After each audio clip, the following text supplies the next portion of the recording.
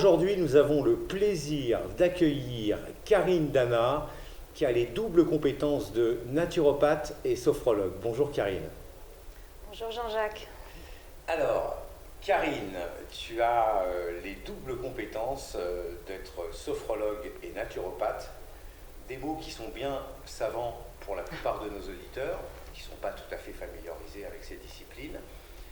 Avant que tu puisses nous parler de ta profession, j'aime assez, dans mes interviews, humaniser un petit peu les personnes qui sont dans différentes corporations. Et j'aimerais que tu puisses un peu nous parler de ton parcours professionnel, de ton alliance en Israël, puisque je suppose que tu n'es pas née en Israël, non. Que tu es peut-être parisienne de souche. Voilà, tout à fait. Donc voilà, qu'est-ce qui t'a donné, j'allais dire, l'envie de monter en Israël? Est-ce que tu as toujours été dans cette branche professionnelle? Explique-nous un petit peu, éclaire-nous. Alors non, j'ai pas toujours été naturopathe. J'ai fait une conversion professionnelle il y a maintenant presque 10 ans. En fait, quand j'ai fait mes études après le bac, tout ça, j'ai fait des études de sciences humaines. J'ai fait psycho, sciences de l'éducation, tout ça. Après, j'ai travaillé un petit peu dans les ressources humaines. Donc tout ça, c'était à Paris, hein? Oui, à Paris, il y a longtemps maintenant. Et donc, par la suite, j'ai eu mon deuxième enfant qui est...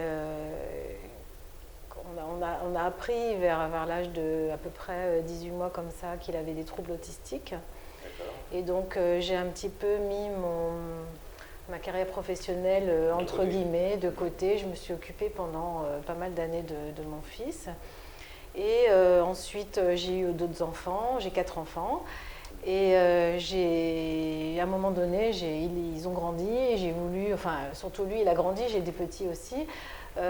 J'ai voulu reprendre la vie active et enfin j'étais active, active c'est pas tellement le bon mot, on va dire professionnel, parce que j'étais très active quand même avec lui. J'ai créé une association pour les enfants, pour la scolarisation d'enfants autistes. À Paris toujours? À Paris, oui, à Paris.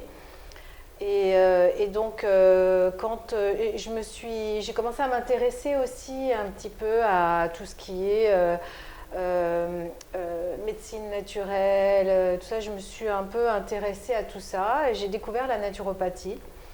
Et voilà, c'est comme ça que j'ai commencé un peu cette aventure de la naturopathie, et de la sophrologie, je crois, en parallèle. Et j'ai démarré par la naturopathie. J'ai commencé ma formation. La formation naturopathie est quand même assez conséquente et assez longue. Et pendant ce parcours, j'ai aussi fait une formation en sophrologie et je suis devenue aussi sophrologue un petit peu en parallèle, en même temps. La sophrologie, pourquoi j'ai choisi la sophrologie? Parce que ça complète très bien. C'est un peu on va dire une technique une des techniques que peut utiliser le naturopathe.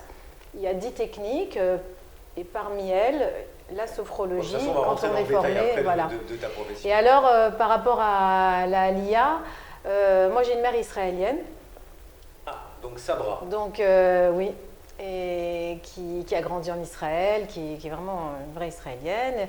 Elle est venue en France quand elle s'est mariée, quand elle a connu mon père. Donc moi je suis née en France, j'ai grandi en France, mais j'ai toujours eu un lien très particulier. J'avais mes grands-parents en Israël, je venais très souvent. Je suis née israélienne, je suis née avec la double nationalité.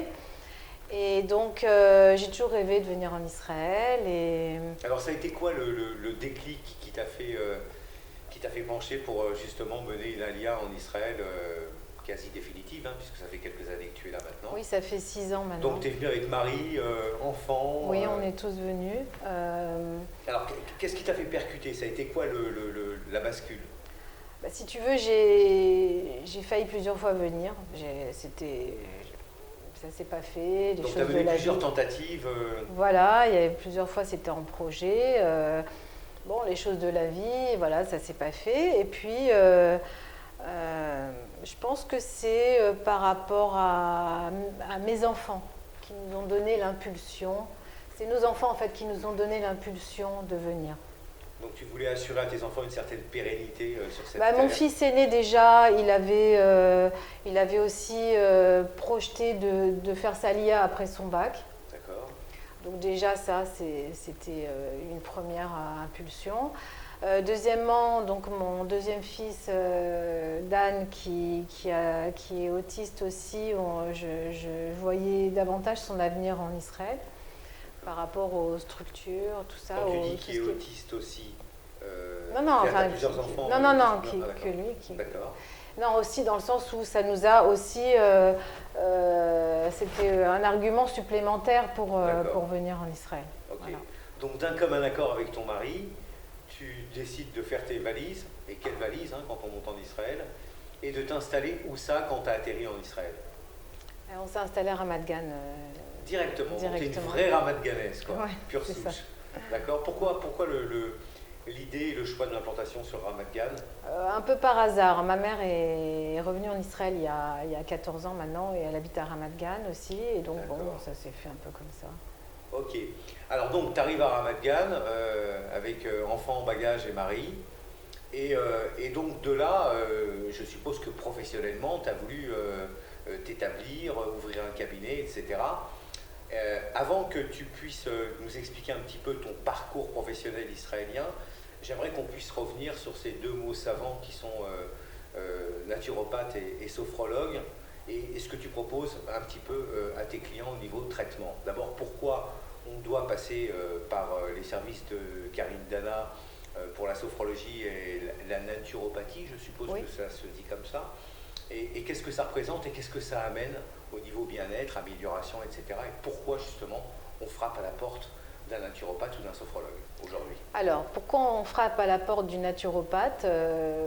D'abord, c'est un peu une tendance générale. On est arrivé à un moment où la médecine conventionnelle, la médecine allopathique, s'est retrouvée démunie par rapport à certaines problématiques, certaines demandes. La médecine allopathique, c'est une médecine indispensable. On ne fait pas du tout concurrence à la médecine allopathique.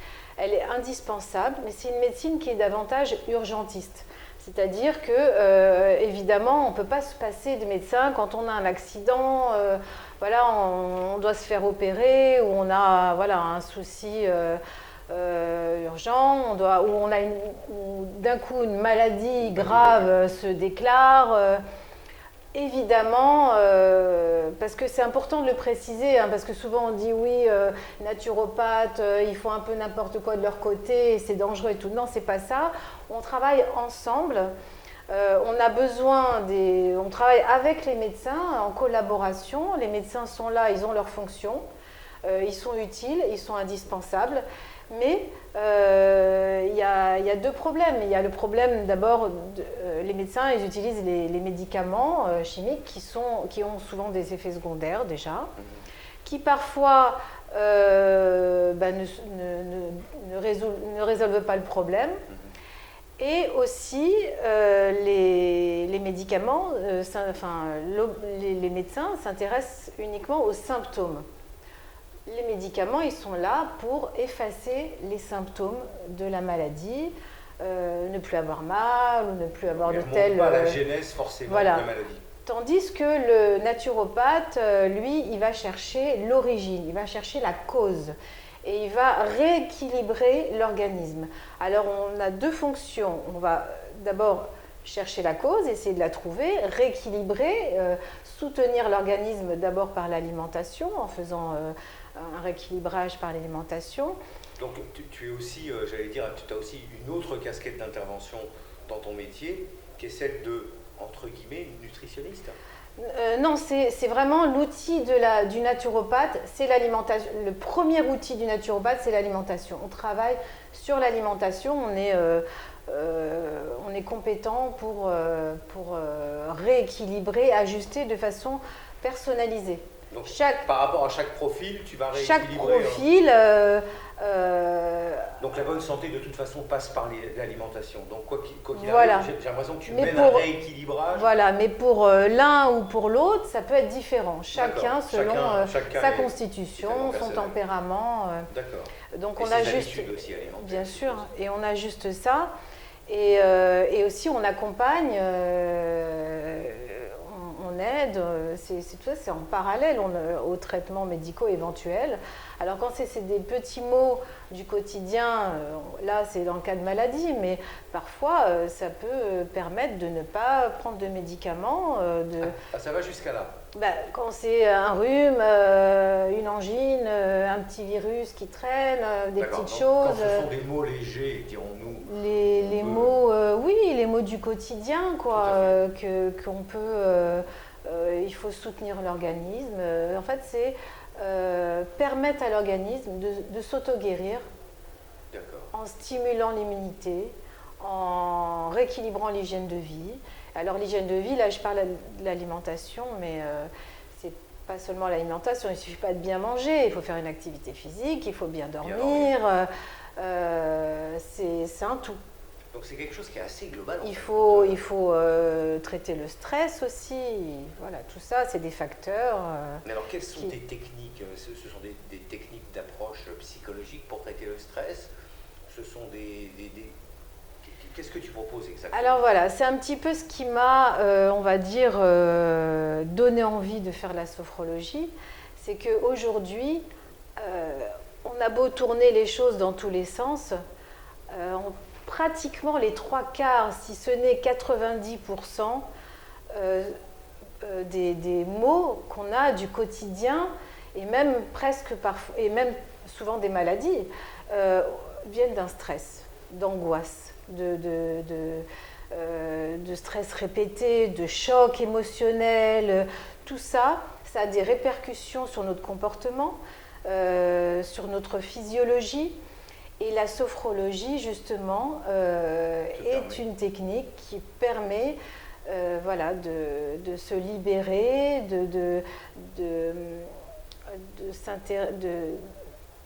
comment dire, se concentrer sur soi-même, mieux se comprendre soi-même, ouvrir sa conscience sur l'origine de ces... Donc il y a un côté très psycho dans la sophro, oui, bien sûr, oui.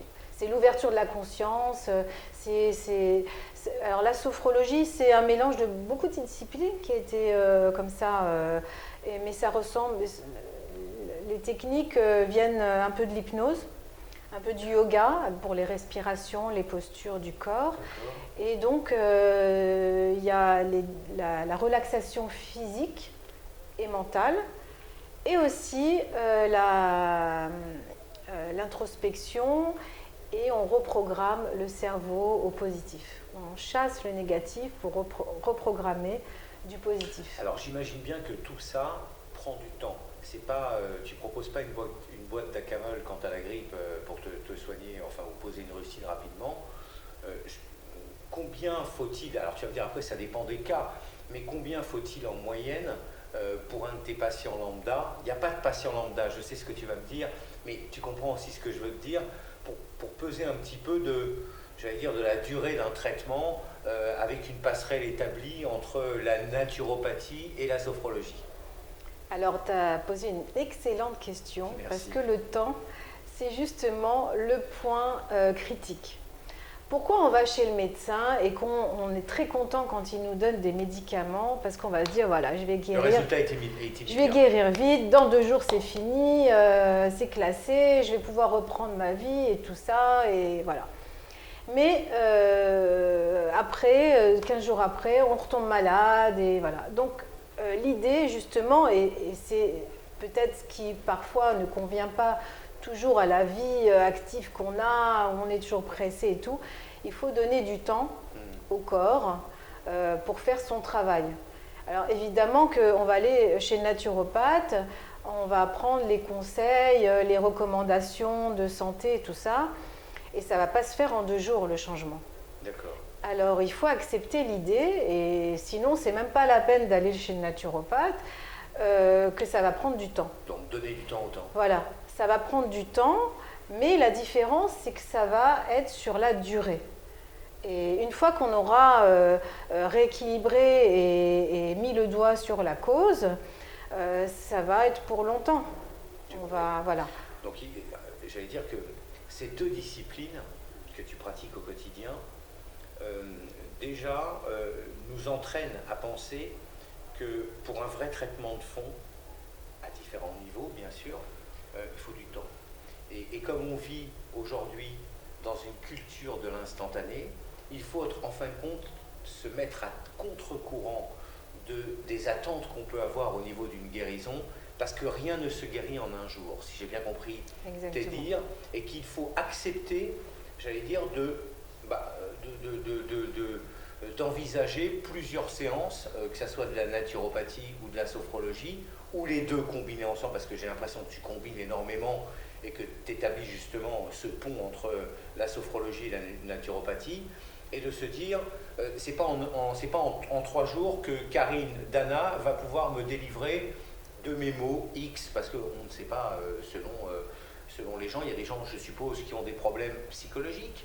De toute façon, toutes les maladies viennent du cerveau, de toute façon, quoi qu'il arrive, on se fabrique nos propres merdes, entre guillemets, même si la terminologie est un peu directe. Donc, il faut accepter, en fin de compte, j'allais dire, à travers ce que tu proposes, de prendre son temps et surtout de regarder l'évolution pas au jour le jour justement, mais au mois le mois, enfin, oui, je ne sais pas combien. Alors en pratique, pour la naturopathie, c'est à peu près 1 ou 2 rendez-vous par an. Ah, c'est tout. Ça peut être plus en fonction des cas. Après, je fais des suivis quand alors, ils viennent. C'est des séances de combien sur la naturopathie? La naturopathie, ça, 1 heure, 1 heure et demie. Oui, voilà, 1 heure, 1 heure et demie. Mais après, je fais un suivi. On n'est pas comme ça. Voilà, il y a un suivi par mail. S'il faut, on réajuste au niveau de la cure, tout ça. Après, s'il y a des soucis plus particuliers, on peut se voir peut-être 1 ou 2 fois de plus dans l'année. Et par contre, pour la sophrologie, c'est un peu différent. C'est des séries de 10 séances, 8-10 séances, en fonction de l'objectif. D'accord. On travaille par objectif. Donc, parfois, on a plusieurs objectifs, mais on les prend un par un. Et alors, on va faire un objectif, une dizaine de séances. Donc, tu découpes le truc, quoi, c'est ça? Voilà, oui, on ne peut pas faire plusieurs objectifs en même temps. On ne peut pas globaliser tout en même temps, quoi, et faire une... Non, pour que ce soit efficace. Après, on peut faire des séances de sophrologie, on va dire, entre guillemets, d'entretien, ou pour vraiment à un but un peu différent, qui est un peu d'introspection, pour reprendre un petit peu, faire une petite halte, se détendre, relaxation, un peu comme la méditation, comme ça, ça arrive aussi. Est-ce que la sophrologie inclut d'autres disciplines, comme par exemple l'acupuncture? Non, la sophrologie. Donc tu ne touches pas à l'acupuncture? Alors moi, j'ai aussi encore une autre petite casquette qui est le Sujok. Je suis aussi thérapeute Sujok. Donc ça, c'est l'acupuncture des mains, je crois. Voilà, donc là, oui, mais c'est encore autre chose, mais ça ne rentre pas dans le cadre de la sophrologie. Donc tu as plusieurs casquettes d'intervention. Oui. Tu es acupuncteur, avec une spécialité sur le Sujok, tu es naturopathe, tu es sophrologue. Comment se passe une journée pour Karine Dana? À quelle heure elle se réveille le matin? C'est très variable. Hein. Ton cabinet se situe à Ramat Gan? Oui, à Ramat Gan. D'accord. Tu reçois en gros une dizaine de clients par jour? Parce que je suppose que ça prend du temps aussi. Ça prend du temps, et puis c'est des disciplines où vraiment il faut... ça dépend si c'est naturopathie ou sophrologie, c'est différent. Alors la naturopathie, ça peut être des séances plus longues, la sophrologie, c'est plus cadré, c'est les temps des exercices, tout ça. Donc oui, je m'organise pour être plus souple sur les horaires en naturopathie, et je peux mieux cadrer pour la sophro. D'accord. Tu es opérationnel de quel jour à quel jour? Je suppose du dimanche au vendredi? Alors, du dimanche au jeudi. Ouais. Du dimanche au jeudi, tu te laisses le vendredi pour souffler le samedi, Shabbat. Mais donc, tu as un emploi du temps assez chargé tout au long de tes semaines. Oui, assez chargé. Bah écoute, en tout cas, tu nous en as dit pas mal aujourd'hui déjà sur tes deux disciplines que tu pratiques avec... Ah oui, il y a une question que je voulais te poser parce que je la pose souvent aux interviewés. Est-ce que tu as une anecdote de boulot ou un client particulier, etc., que tu aurais traité sans laisser de nom, bien sûr, qui t'a marqué dans ton parcours? Alors, une anecdote... Il y a des anecdotes tous les jours, en vérité. Ouais. Est-ce qu'elles se disent ou elles se disent pas? Mais t'as pas un truc vraiment en relief sur un... Non, la seule chose qui revient... un résultat revient... extraordinaire sur un patient qui te remercie encore aujourd'hui? Non, ce qui revient souvent, c'est que c'est vrai que les gens, ils savent pas trop ce que c'est. Donc, je suis toujours obligée de réexpliquer un petit peu la naturopathie. J'ai remarqué que chez les Français, enfin les francophones en général... la sophrologie, ça leur parle vraiment bien. La naturopathie, c'est encore un peu... la clientèle, c'est plus israélien. C'est encore un peu difficile pour les Français pour la naturopathie. Ouais. Est-ce que tu as un équilibrage entre ta clientèle israélienne et ta clientèle francophone? Bon, pour l'instant, c'est vrai que c'est surtout francophone, les 3/4. D'accord. Ok. Pourquoi Bon, c'est de ma faute. C'est moi qui préfère pour l'instant... Je suis plus à l'aise pour l'instant en sophrologie. Il est bien parfait, peut-être pas. Mais... tu parles hébreu. Mais oui, mais bon, c'est pas pareil de parler hébreu et de pratiquer. J'ai pas encore, mais bon, ça va venir. D'accord. Ton cabinet, tu m'as dit qu'il se situait bien sûr à Ramat Gan. Où ça exactement? Alors, dans le centre de Ramat Gan, tout près de la Bourse, vers le secteur. Tout le quartier de la Bourse. Oui, tout près, tout près. D'accord, ok. Pour pouvoir joindre Karine Dana sur ces deux casquettes d'intervention, comment est-ce qu'on fait? Tu as un site internet? Alors j'ai mon numéro Facebook, de téléphone et un site internet. Ouais. Donc on peut prendre directement rendez-vous par téléphone? Sur le site aussi, oui. Sur le site aussi? Oui. Ok, je te laisse le mot de la fin pour nos auditeurs qui ont découvert aujourd'hui ces deux disciplines qui, je résume, sont des disciplines qui traitent vraiment dans le fond et pas simplement qui posent des rustines comme d'autres disciplines, je ne sais pas, mais en tout cas comme des médicaments, etc. C'est quelque chose de bien plus profond qui traite, j'allais dire, sur du très très très long terme et qui apporte des résultats, bien sûr, sur du long terme, mais flagrants. Oui. De toute façon, on n'est jamais déçu par une séance de sophrologie. Ça fait... on ne prend pas le temps de s'écouter, on ne prend pas le temps de ressentir ce qui se passe dans notre corps. C'est une expérience, je pense, il ne faut pas passer à côté. Vraiment, venir faire au moins... Une sorte de découverte. Une découverte, voilà, et se recentrer sur soi-même, écouter ses ressentis, accueillir ses émotions. Je pense que c'est très important. Est-ce que toi-même, qui traites justement pas mal de patients, est-ce que toi-même, tu as été traité au niveau sophrologie et naturopathie? Moi, je la pratique tout le temps, la sophrologie. D'ailleurs, si je peux rajouter juste une petite chose, la sophrologie, l'objectif, c'est de rendre le client indépendant, de pouvoir utiliser, pratiquer au quotidien les exercices. Donc, quand on vient en séance, alors bien sûr, ce n'est pas la même chose, on fait d'autres choses en séance qu'on ne peut pas faire seul, mais on intègre les exercices et on les utilise dans les moments, je ne sais pas, on a une interview, on a un examen médical ou un examen dans ses études, on pratique les exercices avant, après, pour pouvoir, on respire, pour pouvoir mieux gérer les émotions. C'est-à-dire qu'au départ, tu pêches pour le client, et puis après, au fur et à mesure des séances, tu lui apprends à pêcher lui-même. Oui, tout à fait. On apprend à gérer ses émotions au quotidien. C'est ça l'objectif de la sophrologie.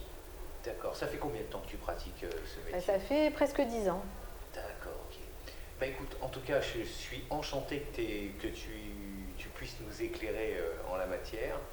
je te souhaite une bonne continuité, j'allais dire, dans ton activité, que tu as l'air de prendre, j'allais dire, à bras le corps. C'est quelque chose qui te passionne, parce qu'il y a des métiers que tu fais comme ça, un peu d'une façon robotique. Là, je suppose qu'il faut beaucoup donner de sa personne et que ça t'enrichit aussi toi-même d'un certain côté énormément. Bah, écoute, je te souhaite en tout cas un très long parcours dans ton domaine, avec, je crois, parce que tu m'as l'air d'être très curieuse sur plusieurs encore spécificités que tu pourrais apprendre, comme par exemple l'acupuncture, le sous-joc, etc. Donc je suppose que si je te refais cette même interview dans 2 ans, tu auras rajouté encore pas mal de choses. Il y a beaucoup de chance que ça arrive. Merci Karine. Merci à toi. À bientôt. Au revoir.